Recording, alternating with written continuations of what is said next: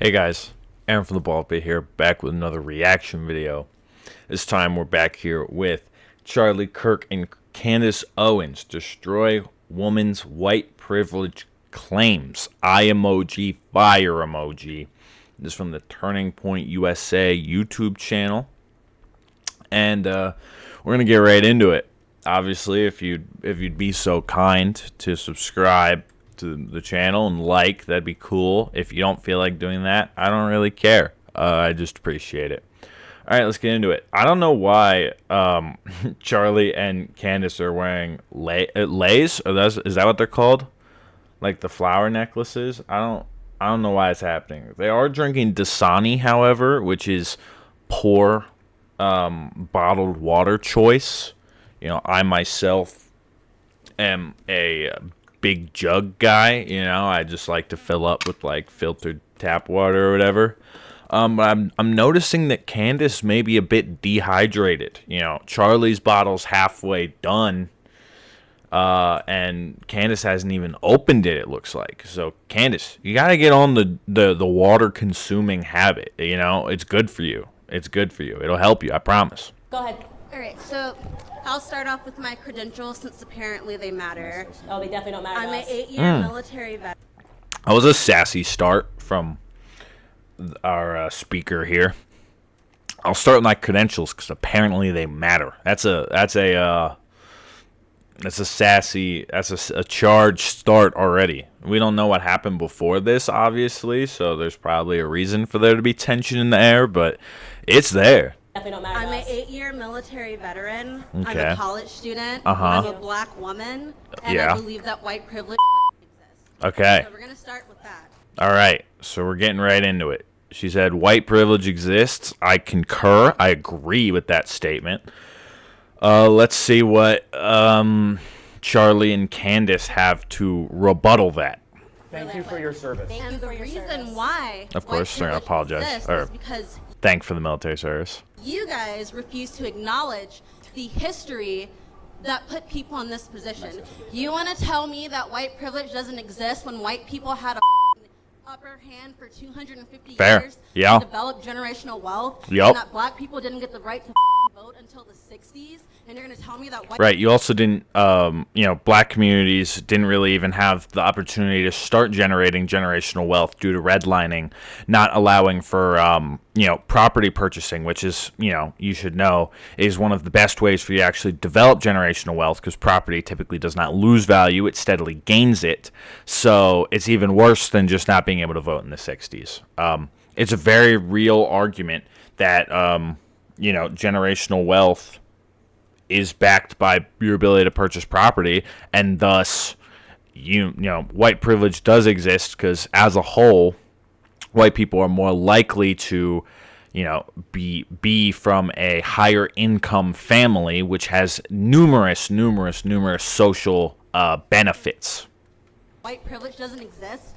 So, That sounds like so it first exists of all- Funny about because you that is guys got the upper I hand. got So you're actually the reason why people like us can't do well because they've sold you our oppression and you bought it. Acknowledge the oppression of other people.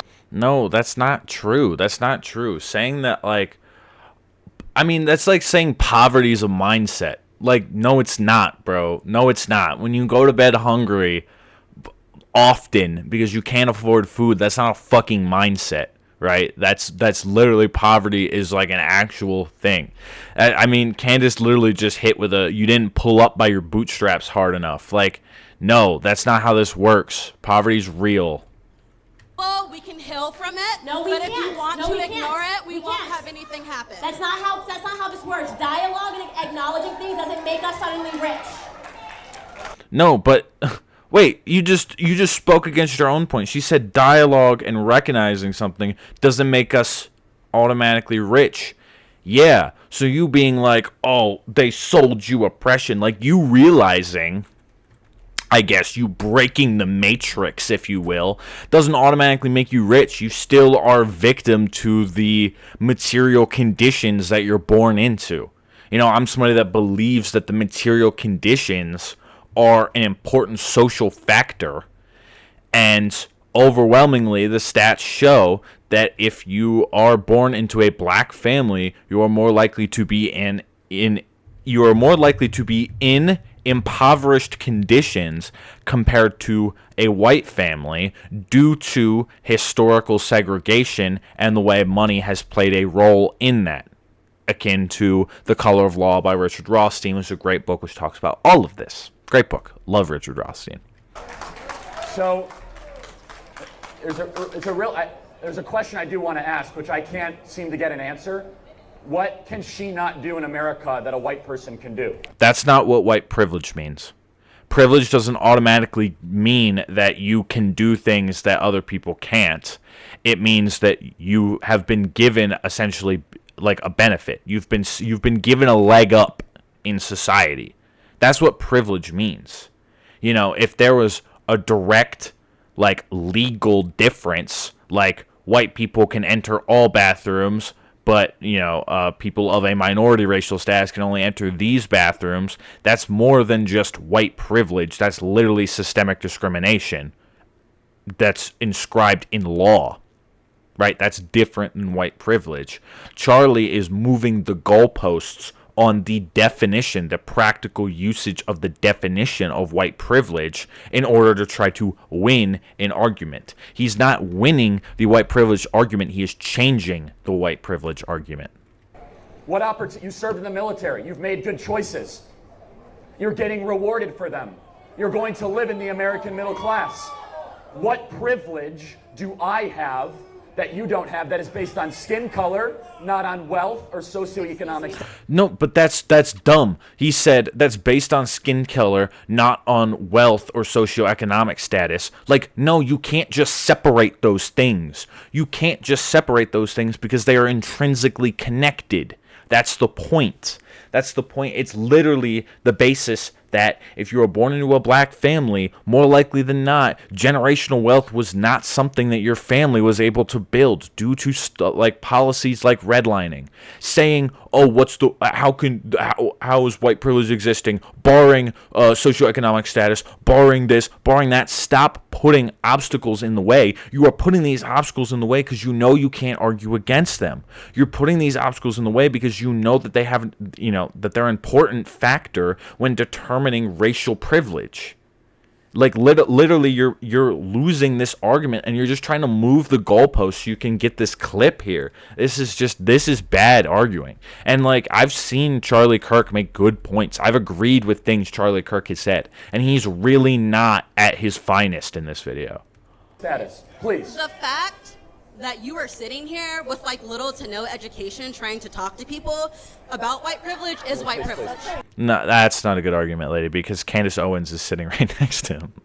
like that's why Candace Owens is such an important conservative speaker, because you can't play brash identity politics like this woman's trying to do, because Charlie Kirk will just say, okay, well, I'm making the same points as my colleague Candace. Dick fit in your mouth. Sorry.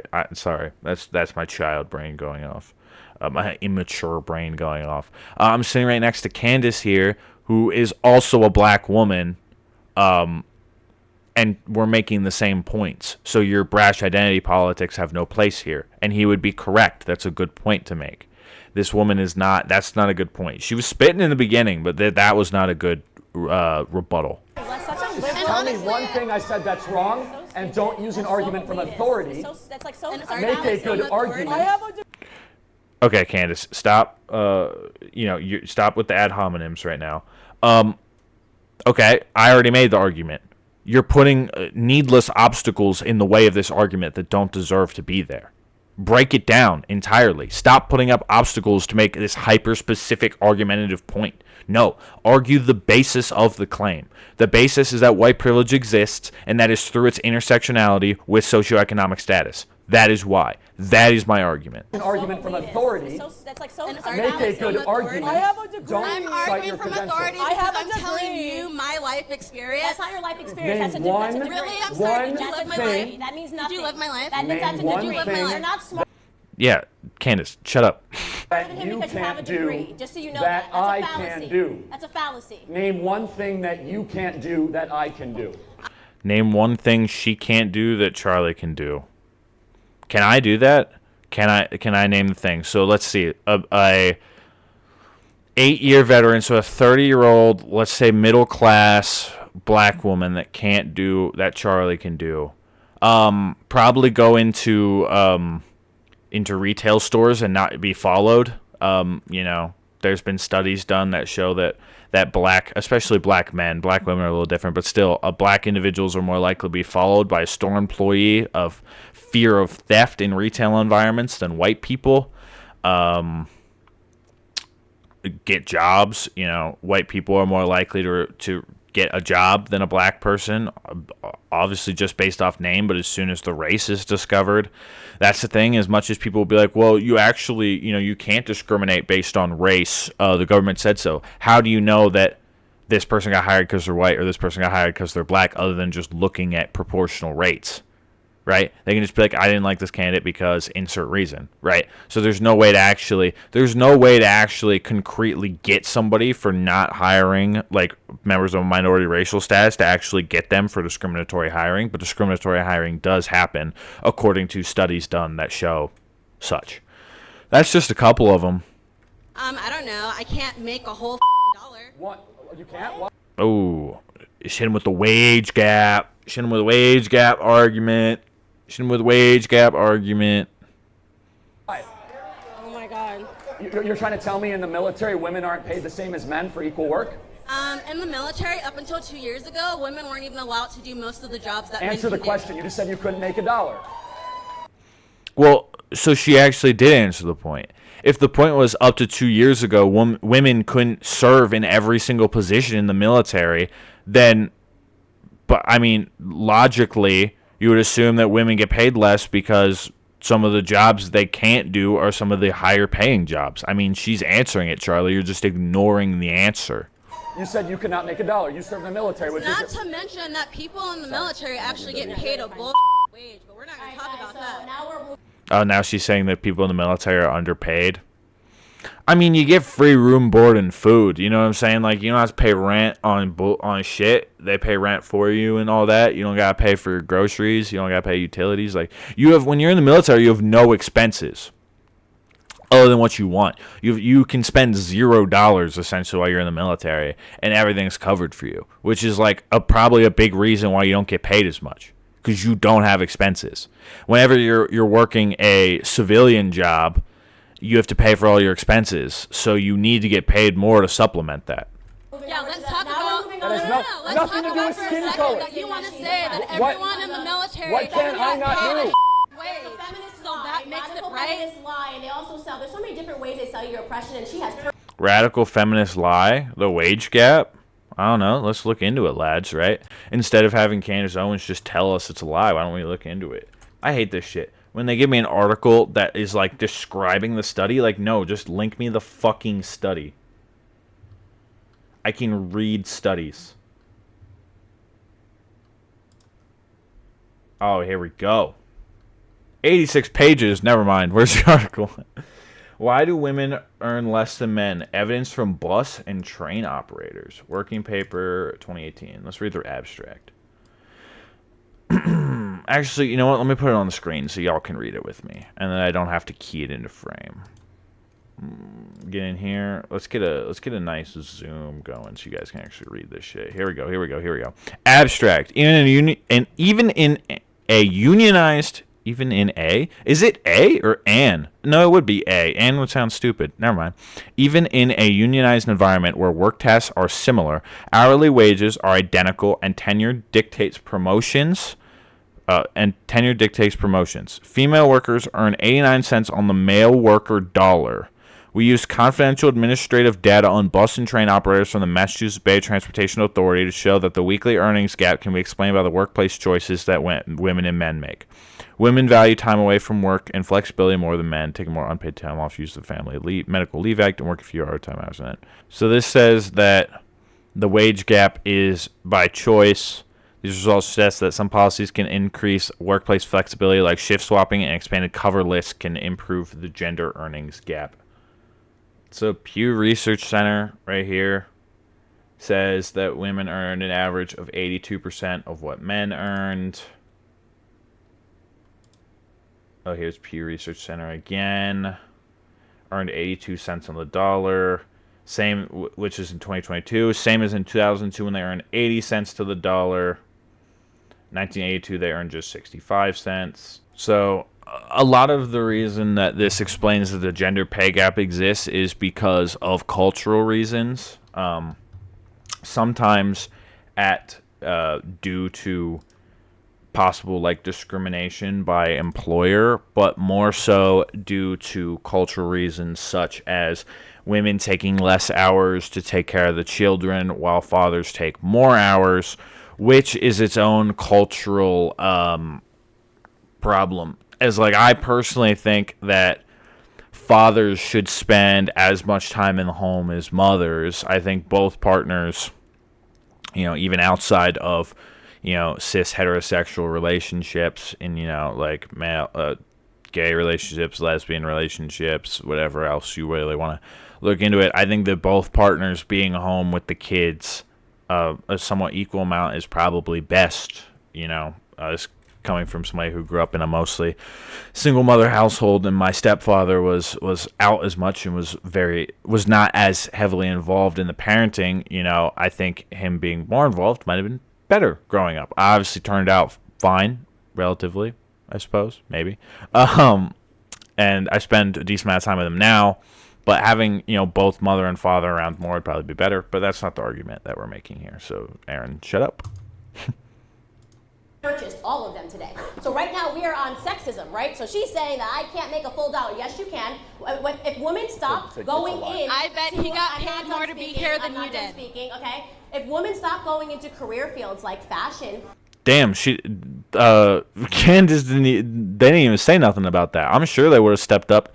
If Charlie got paid more than Candace, that'd be crazy. That'd be crazy. Here than you did. Speaking, okay? If women stop going into career fields like fashion and Vogue and journalism, and psychology, and we start going into fields like engineering and hard academic. No, but the gender pay gap, the adjusted gender pay gap, it is built around it being the same fucking position, Candace.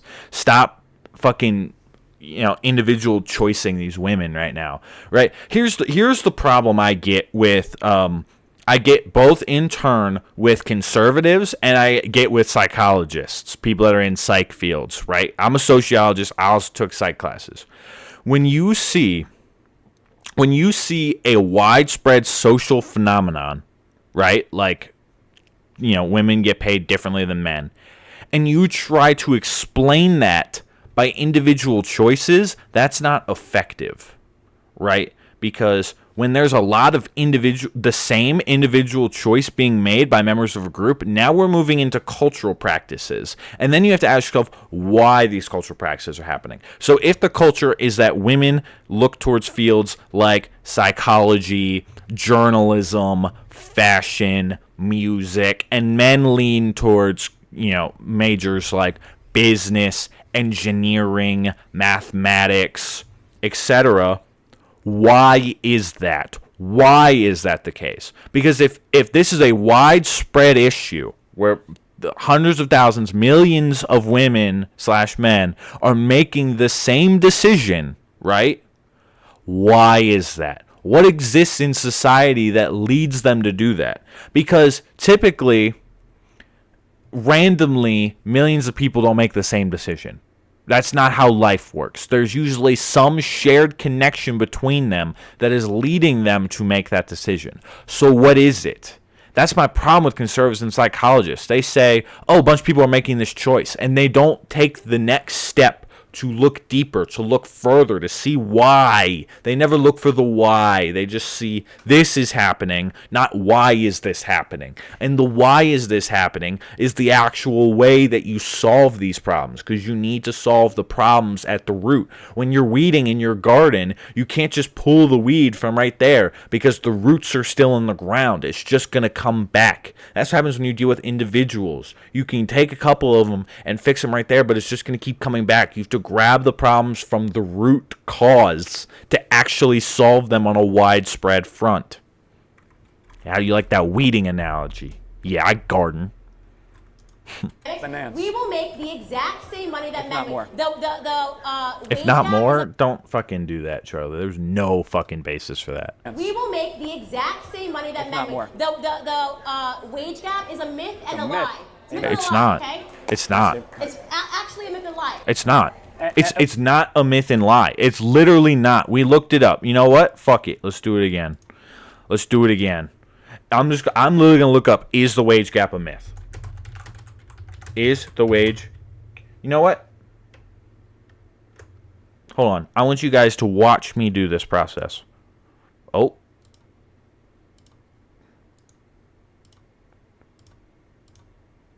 Here's my Google Chrome tab. You can see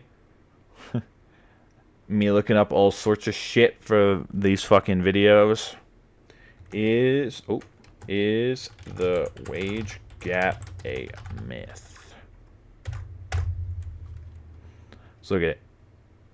Oh, my face is on the way. I'll go. Oh, I will go to this side. All right.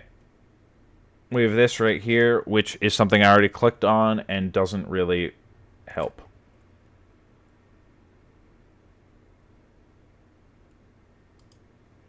So let's go. I don't want that one because it says sponsored. I don't like sponsored ones. Sponsor. Proving the pay gap is not a myth. The pay gap is not a myth by Chris Arai. Who is this? Oh, I don't want to do that. Sorry, I clicked on the video tab again. Who's Chris? Oh, okay, this just says other stuff that they've written. Pay gap is not a myth.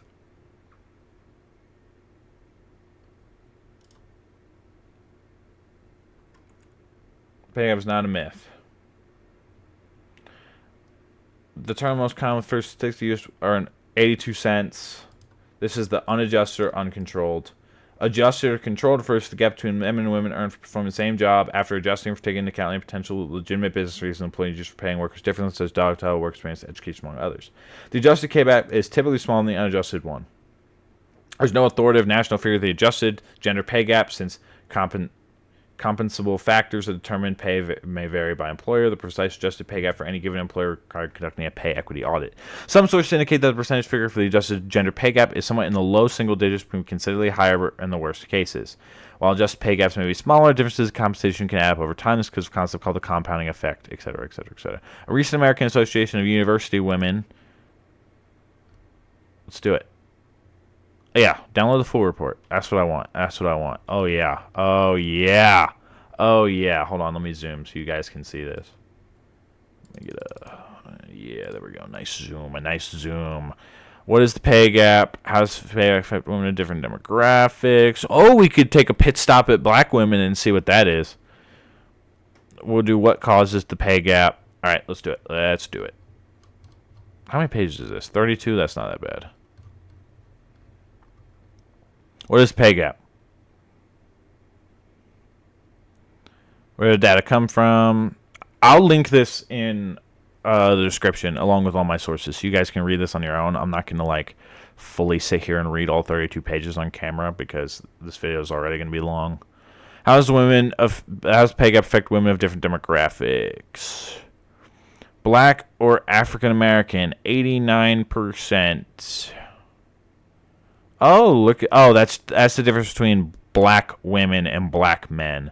So if we see here, white actually makes more than, well, Asian makes the most, and then white is more than Native Hawaiian and other Pacific Islander, as well as black or African American, American Indian or Alaskan Native, and Hispanic or Latino.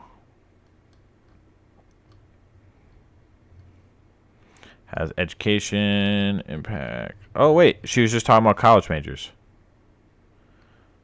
Oh, that doesn't go into specific college majors. Boring.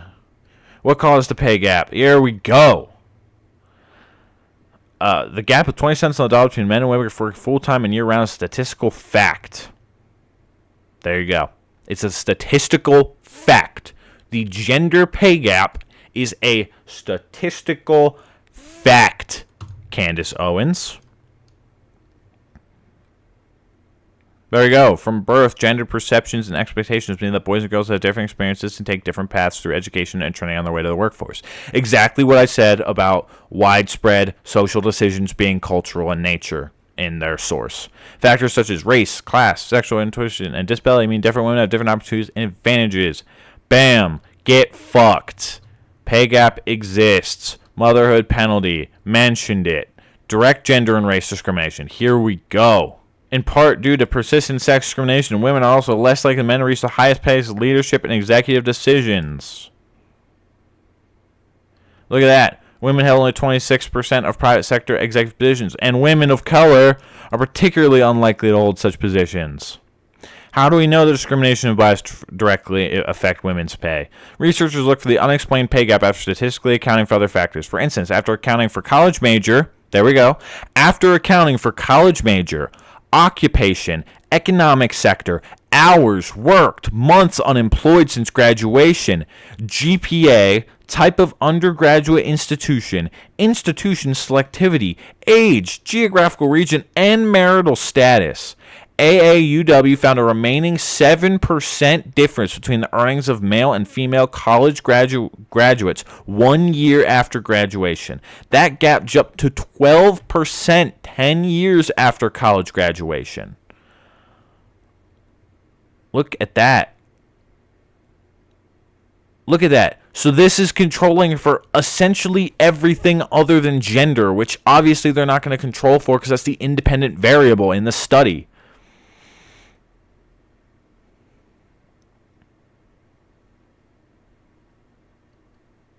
Black women are the most underrepresented of any group. So there we go. Here's another thing that lady can't do that Charlie Kirk could do. Get elected to an executive position because black women are less likely to be, represented in that field. Wow, this is a great source. 2018, recent enough that it still matters. AAUW. Thank you, Kevin Miller and Deborah J. Vagans, as well as Kate Nielsen and Raina Nelson. Thank you for that. Great source. I might print this out, actually. Yeah, I think I might print this out. This would be good for my job to have. Anyways, so yeah, there we go. We broke it down. We got some sources. We figured out that Candace Owens is bullshitting, essentially. Oh, hold on. I'm in front of Charlie's face, so I'm gonna fix that. I don't want to be rude. And what frustrates me is you served our country, which deserves to be applauded, and you have lived a life of a victor, and you have the gumption to tell me you're a victim without evidence. You were not able to cite one thing that you cannot do that I can do. If you make good choices, you will get those choices rewarded. That's not no, Charlie. That's a privileged take, and not a white privilege take. That's a wealth privilege take. The idea that if you just make the right decisions, you'll just automatically be successful is an incredibly wealth privilege based take. What happens if you're the oldest in a family of a single mother with a bunch of kids and you don't want your little siblings to fucking starve, so you have to work a bunch of hours instead of going to school and getting your education or doing this just to pay for your siblings? You're not going to be able to reach the same level of success of somebody who doesn't have to worry about that and can focus 100% of their energy and effort onto their studies and progressing in life.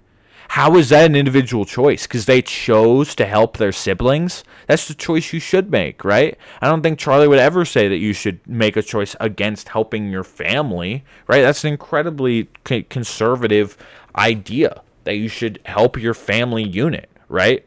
But in that case, that's not an individual choice that they're making. That's a situation they were placed into. You can't just say everything comes up to individual choice. Some things you can't choose. What if you're born with a disability that prevents you from working certain jobs or a certain amount of hours or doing this or doing that?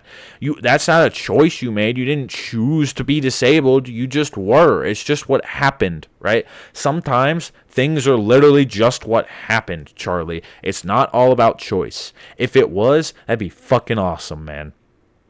You know how great it would be if success was only determined by how hard you worked instead of how much money your family had. I'd love that. That would be great. I don't want life to be the way I describe it. I don't want that. I want life to be so it literally just comes down to individual virtue. I would love that more than anything because, not for nothing, I know I would succeed because I work really fucking hard. And that would be great. But I know that I will never be as successful as other people, not because of choices I've made, but because of situations I was born into. And I was born in the middle class. I wasn't born into poverty. But I'll never be as wealthy or monetarily successful as like Jaden Smith because he's Will Smith's fucking son. I'm not, obviously. So he'll pretty much always have more money than me. Not because of choices, but just because of how the cookie crumbles, right? Sometimes that's just how things work. And you brought zero evidence except an argument from an authority and an insult to my lack of a college degree, of which I am so proud of because I'm not indoctrinated because I didn't go to college. Why are you proud of not having a college degree? Like, that's not something to be proud of. Be like, yeah, I know, I'm cool, I didn't go to college. Like, college is only something to be proud of because it's like an accomplishment. Like, you got through 4 years of schooling and got your degree. That doesn't mean it's a bad thing to not have a college degree, right? But also doesn't mean it's like you shouldn't be proud because you didn't take on a challenge. That'd be me being like, yeah, I'm proud of myself for not trying to run a marathon. You can be like, yeah, it's fucking stupid to run marathons, and people that run marathons are indoctrinated into a runner's cult, which is a real fucking thing, by the way. Runner's cult. Not like an actual cult, like fucking, blood for the blood god kind of cult. But like just people doing weird shit, people running fucking 40 miles or some ridiculousness. Like, that's some cult shit, right? But I'm not proud of myself because I didn't go run a marathon. Like, why would you be proud of yourself for not going to college? That's just a really weird thing to say. Anyways, that's my reaction to them destroying women's white privilege claims, which turned into, like, sexism claims pretty early on. Probably because they realized they couldn't actually argue the white privilege claims because they have to make that argument being like, well, you can't bring up economics. Like, why not? That's like that. Why not? Economics is like one of the biggest factors in determining privilege. My hair is fucking nuts. I need to get this cut. Anyways, I'm going to stop yapping and just end the video. So thank you guys for watching. Goodbye.